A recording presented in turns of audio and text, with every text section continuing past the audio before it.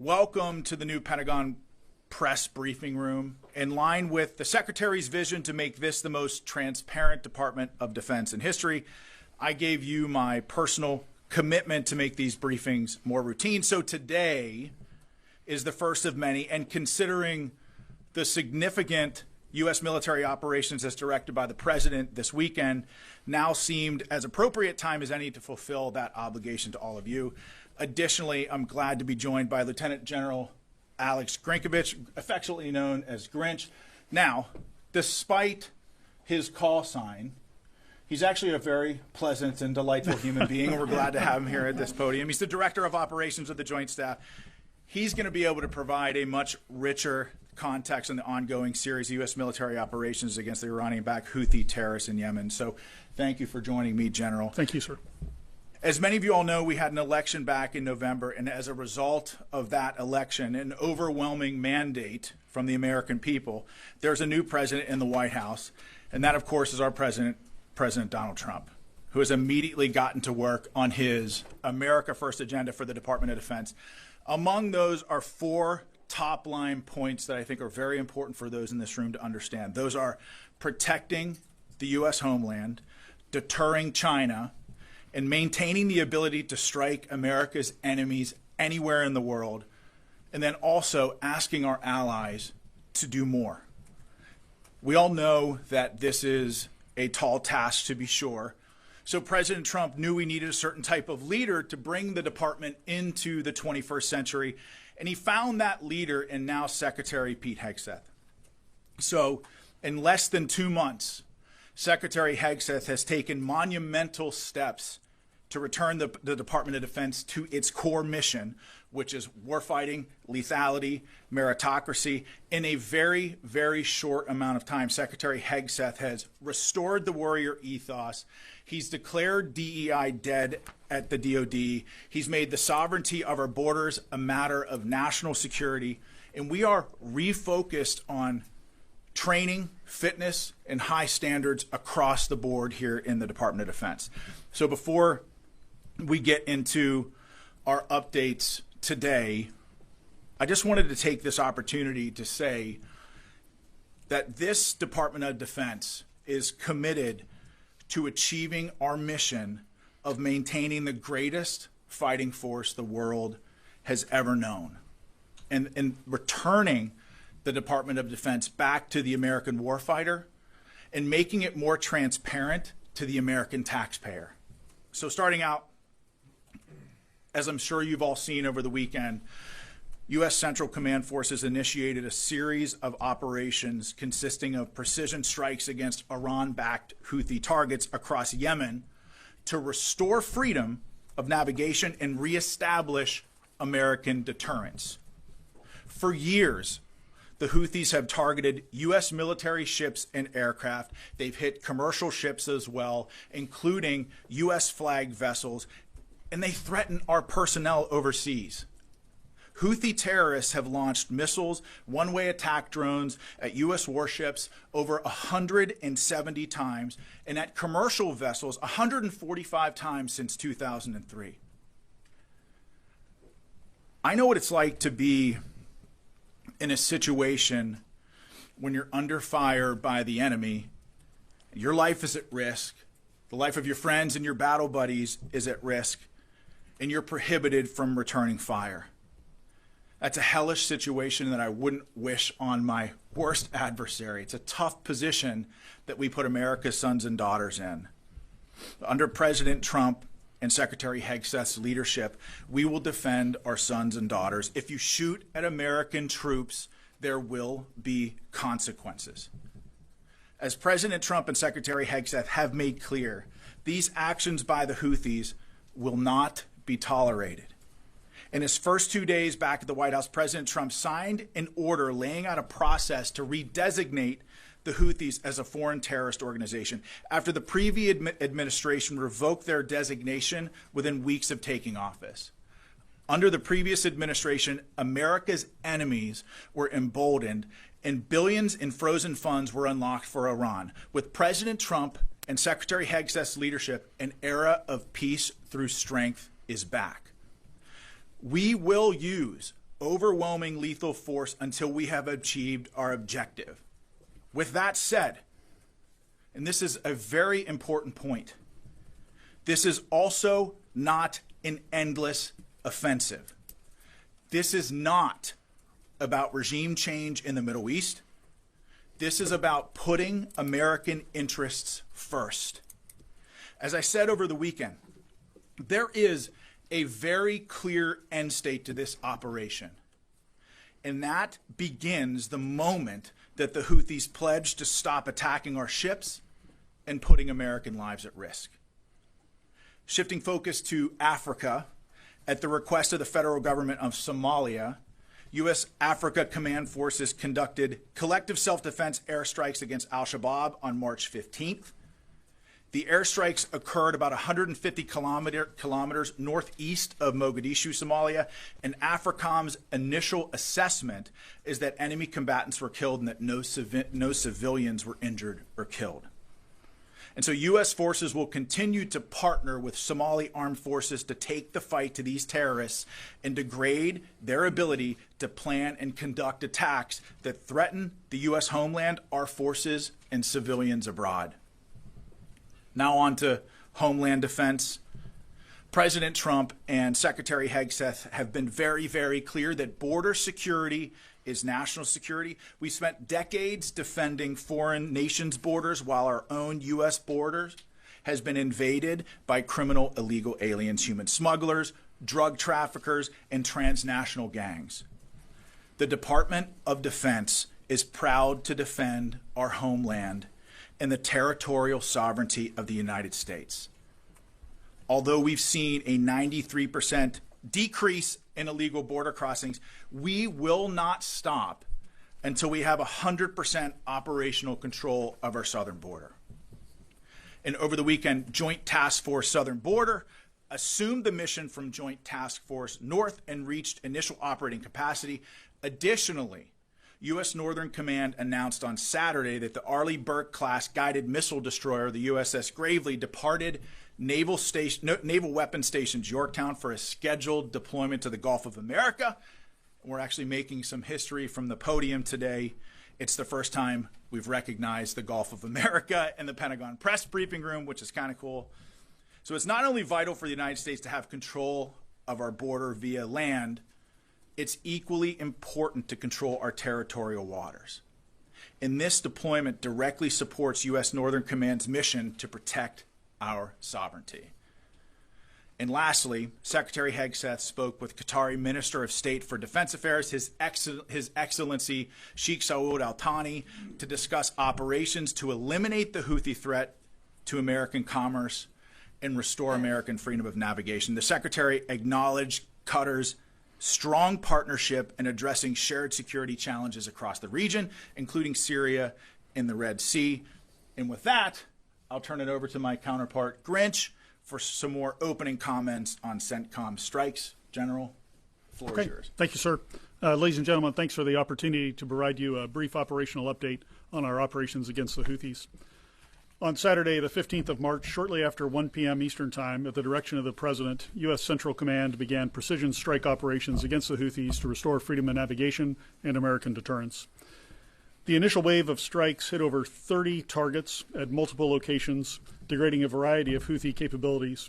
These included terrorist training sites, unmanned aerial vehicle infrastructure, weapons manufacturing capabilities, and weapons storage facilities. It also included a number of command and control centers, including a terrorist compound where we know several senior Houthi unmanned aerial vehicle experts were located. On Sunday, strike operations continued against additional headquarters locations, weapons storage facilities, as well as detection capabilities that have been used to threaten maritime shipping in the past. Today, the operation continues, and it will continue in the coming days until we achieve the President's objectives. Thanks, and I look forward to your questions. And with that, in this very crowded briefing room, I'll take some of your questions. And the first, I'll go to Logan from Newsmax. Sean, thank you for taking my question. This really is for both of you. A question about the Bashat. That's Iran's spy ship that has been directing the Houthis throughout this conflict. Is it still operating in support of the Houthis? If so, do you know where it is? General turn it over to you to address that. Sure. We know that the Iranians have provided a variety of assistance to the Houthis over the years, including some suspected intelligence. We do know that some had previously come from the Bashad. The Bashad is not currently being used for those operations, but we do know that other vessels are contemplated for those sorts of operations, so we're watching very closely to see if they return to the AO. I would also say that, when you look at how the previous administration conducted business with Iran, they really empowered Iran to fund and export terror all around the world, whether it's with Hezbollah, Hamas, specifically with the Houthis. I mean, it's very clear. I think President Trump has made it very clear that he's put Iran on notice. I mean, I'm sure that you saw his tweet today that essentially saying, and I'm paraphrasing, that any shot fired at U.S. forces by the Houthis would be considered a shot from Iran. And this is the president showcasing leadership from the Oval Office and frankly, bringing moral clarity back to the United States of America. We know who the enemies of this country are and the enemies of a free world are. And President Trump has put them on notice, as you saw with Iran this morning. But okay. Gabby. Thank you for taking my question. I wanted to run back to TDA and MS-13 deportations to El Salvador's Terrorism Confinement Center. Do we anticipate to renew that partnership as it will conclude after 1 year? If yes, what does that look like from a cost perspective? And how is Guantanamo Bay factored into dealing with criminal aliens and terrorists, considering this new Pentagon is more focused on securing the border? Well, that's a great question. So I think part of your question about El Salvador should be referred to the State Department. But I'll say that the Department of Defense is proud to defend our homeland and our sovereignty in helping to deport transnational criminal organizations like Tren de Agua. We're proud to support that mission. I don't know, General, do you have anything to offer about Guantanamo Bay and our force posture there? Sure. I just had a couple of things for you, Gabby. We do continue to have a substantial presence at Guantanamo Bay to ensure that we're ready to receive any illegal aliens that the Department of Homeland Security would like to send there. We're monitoring their requirements closely, and we're in daily contact with them to make sure that we can meet them to the best of our ability. Tom? Sean, if the Iranian ships are operational, start helping the Houthis, will they be targeted? And for the General, any sense of number of military casualties so far and any civilian casualties in Yemen? Well, that's a great question, General, if you'll permit me to answer. Sure, go ahead. So I think that I certainly don't want to get out in front of the Commander-in-Chief and the Secretary as it pertains to clearance of strikes and who will be targeted, but I think the President's made very clear that all options are on the table. Yeah, Tom, just on your question of casualties, military casualties, we have some initial estimates. I hesitate to say what they are because they're very much estimates at this point, but I think in terms of dozens might be a safe overall characterization. Dozens of military? Yeah, dozens of military casualties so far, but I really can't characterize it much better than that at this point. We'll learn more as we go. On the civilian casualty side, no indications of any civilian casualties. We, of course, have seen some of the accusations by the Houthis. We look at those closely when they do come in, but we have no credible indications of any civilian casualties. And I'd like to add to what General Grynkewich said. Anytime you're close to an operation like this, having been in combat front towards enemy before, the fog of war is a real thing. So before we announce something here from the podium, we're going to make sure that we get it right. And I think part of that is just taking the time to evaluate and doing a proper battle damage, BDA battle damage assessment, sensitive site exploitation. And frankly, that stuff just takes time. And so before we make any sort of those announcements, we're going to do a real hard look and make sure that we get it right before we announce it to you. Charlie from CBS. Yes, thank you, Sean. Changing the subject slightly. Is the DoD considering rescheduling the performance of young musicians in the Marine Band that was canceled because of the anti-DEI executive order? And in a broader sense, is there a concern that anti-DEI initiatives may have a negative impact on recruitment? Well, I think the President and the Secretary have been very clear on this, that anybody that says in the Department of Defense that diversity is our strength is frankly incorrect. Our shared purpose and unity are our strength. And I say this as somebody who led a combat platoon in Afghanistan that was probably the most diverse platoon that you could possibly imagine. I mean, we had black serving next to white, Christians serving next to atheists, Northerners next to Southerners, and yes, Democrats and Republicans in the very same foxhole. But the reason why we were so lethal in Afghanistan, and again, my platoon took an 85% casualty rate over 485 days, but part of the reason why we were able to accomplish the mission and the commander's intent was because we put aside our many differences as Americans. There were no hyphenated Americans with us in that isolated hilltop in the border region of Afghanistan. We were all just Americans. And really, when you talk about America's greatest strength, yes, we've got, I'm sure the general can attest, yes, we've got lots of cool, sexy equipment and lots of exceptional military training. I think it helps set us apart from everybody else. But what makes us exceptional fighters on the battlefield is our ability to put aside our many differences and unite under a common banner as Americans. I mean, for goodness sake, when we put aside our many differences as Americans, we went to the moon with less technology than many of you all have in your pockets and your cell phones right now. We're talking about a force that stormed the beaches of Normandy, scaled the cliffs at Pointe du Hoc, fought through hedgerows, and beat back the Nazi war machine and saved the world when we put aside our many differences as Americans. And I know President Trump understands that our focus on unity and shared purpose is what makes us lethal, and so does Secretary Hegseth. So their guidance has been clear on this, and we're going to continue to focus on that guidance. In terms of the concert, are you thinking about rescheduling that? I don't think I'll have to take that question for you. I don't have an answer for you, but we'll get back to you on that. Oh, let's go to the phones. I'm getting a signal. We should go to the phones. Okay, we got JJ Green on the line from WTOP. Hey, Sean, thank you for doing this. A question about Ukraine. Can you assess how the U.S. military, assess the status of U.S. military aid to Ukraine and the intelligence sharing, how that's going since it was disrupted maybe a week or so ago, and then restarted? What's being shared? What's being given? What's happening with that? Well, I can tell you that U.S. military aid to Ukraine has been turned back on, as well as intelligence sharing with our Ukrainian partners. But I'll tell you this.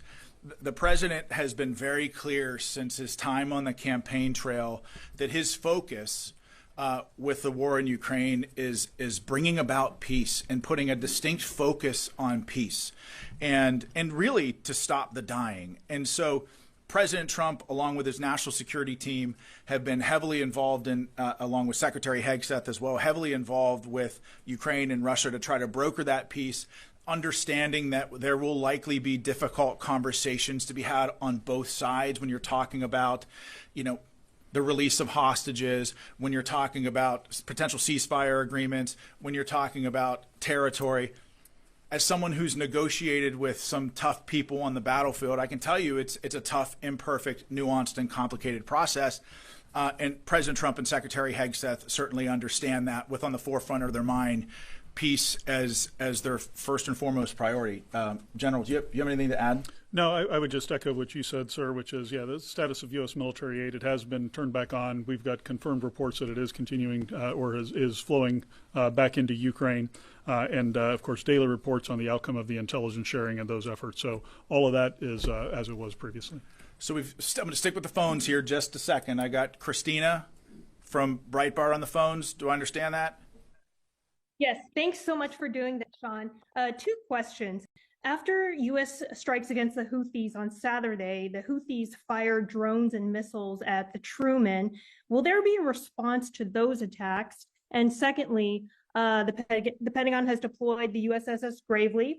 Can you tell us a little bit about what it will be doing there, exactly what its mission will be?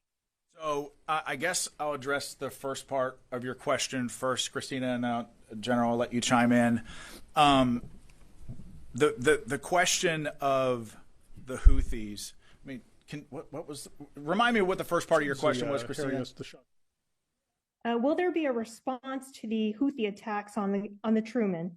It was that I got you. So, first of all, we did get reports of the Houthis firing ballistic missiles and some one-way attack drones against U.S. forces in the region. Those attacks were largely ineffective and didn't come anywhere near U.S. forces in the region. Again, the commanders in command of those vessels were, I mean, they were completely on point with regards to defending. They were not effective attacks.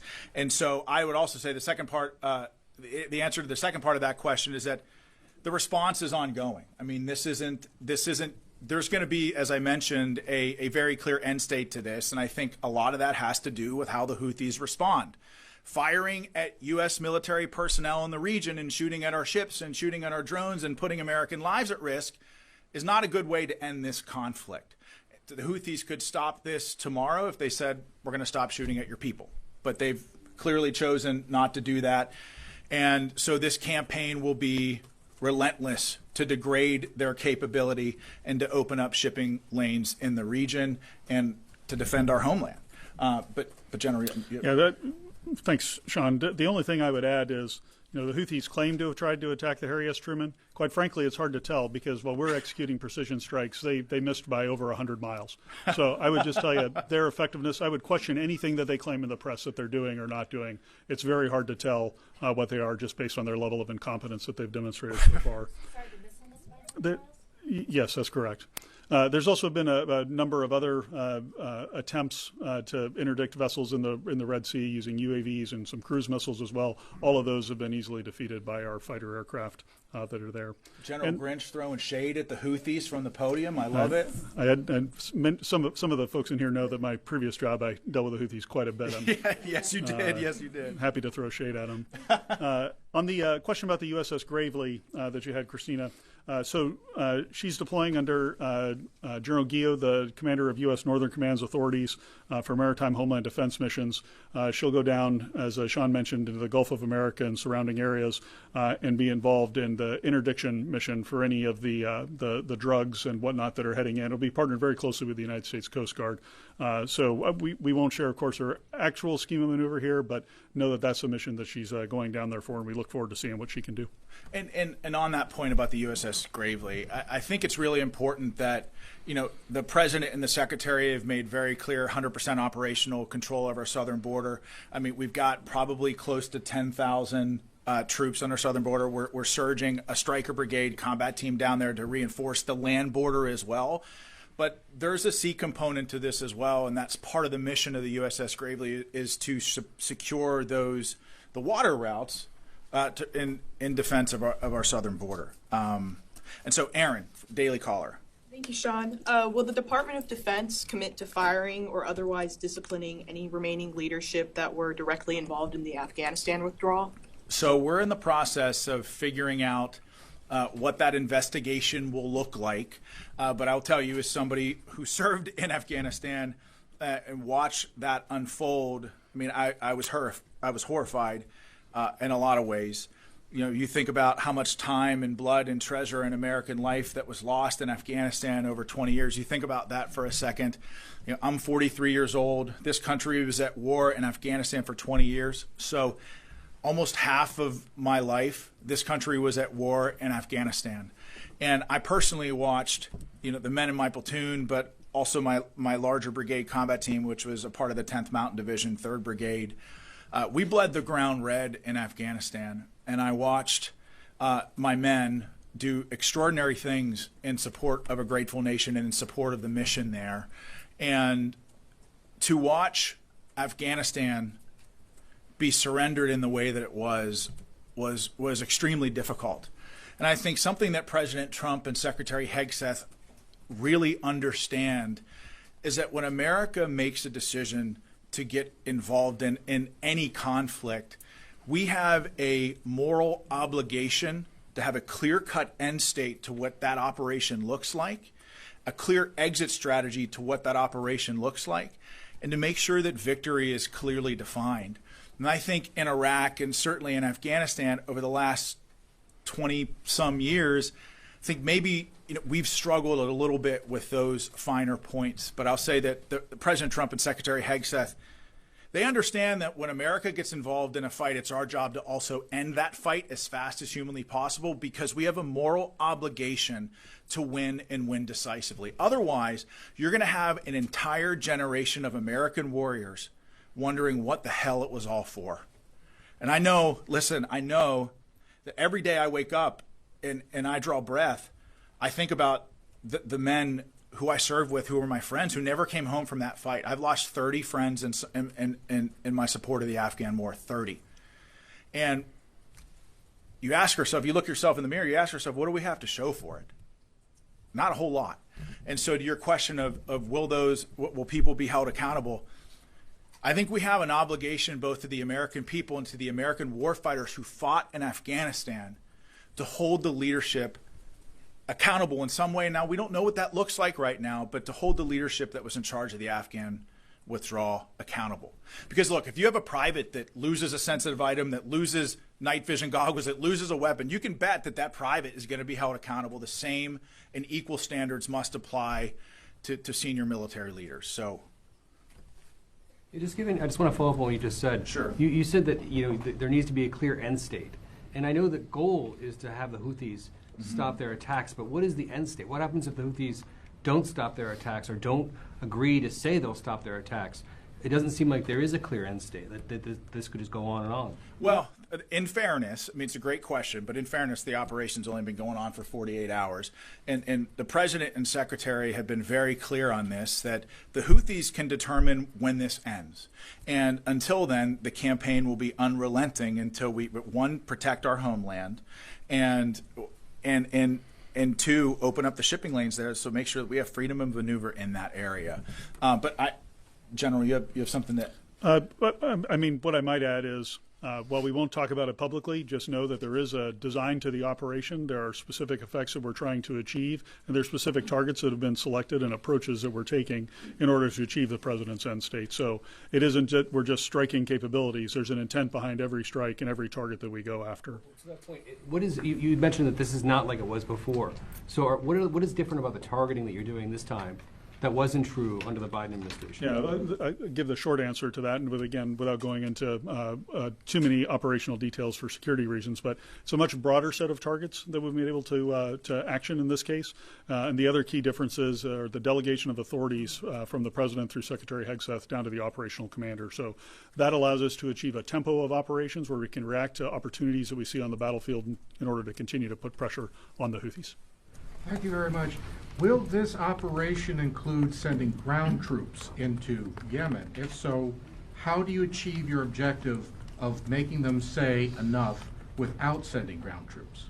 Well, I'll tell you, it's very difficult, if not impossible, for us to talk about force posture from this podium, because as a commander who's been on the battlefield, it's very, very important to keep the enemy guessing, keep your adversaries guessing. Now, that's not to say that we've got ground troops in Yemen. That's not to say that we're sending ground troops in, but it's difficult to talk about that stuff for operational security reasons from the podium. But General, you have anything to add? No, nothing to add to that. Okay. I think that's exactly right. Sean, can I follow up on that? You said that one of the things that you were waiting to do for the BDA was sensitive site exploitation. Does that include U.S.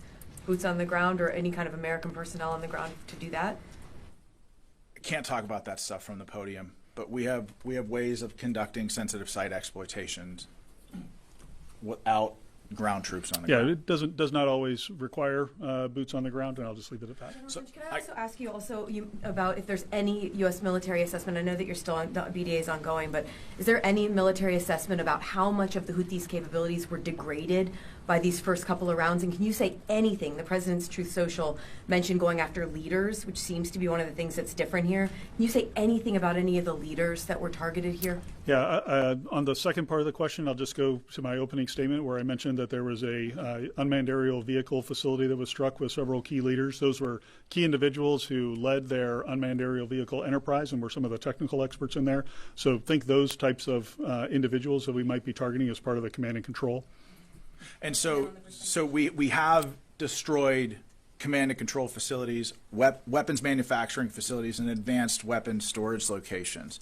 But again, this campaign is ongoing. It's difficult to talk about all this stuff from the podium, and we're not going to say anything from the podium until we're 100% sure that we have it right. I got time for one more question. You mentioned the President's Truth Social. Is the U.S. military considering military options for Iran? I don't want to get out in front of the President or the Secretary, but clearly, I mean, I think the President's Truth Social was pretty clear, and I think the meaning is right there for everybody. I mean, I think everybody understands what he means. I don't want to get out in front of the President, but all options are on the table at this time. And that's all I got. Quick clarification for General. You said 30 targets. Is that over all 3 days? No, that was on the first day. And it was over 30 targets, so not a specific number for you, but over 30 targets, multiple locations, and then additional targets today and additional targets yesterday on Sunday and additional targets today that obviously I won't go into because they're executing now. So thank you, everybody. Listen, we're done. There will be more of these, I promise, but thank you. It was a great first press briefing. Really appreciate you all and your commitment to telling the story of the warfighters, but thank you. We'll see you next time.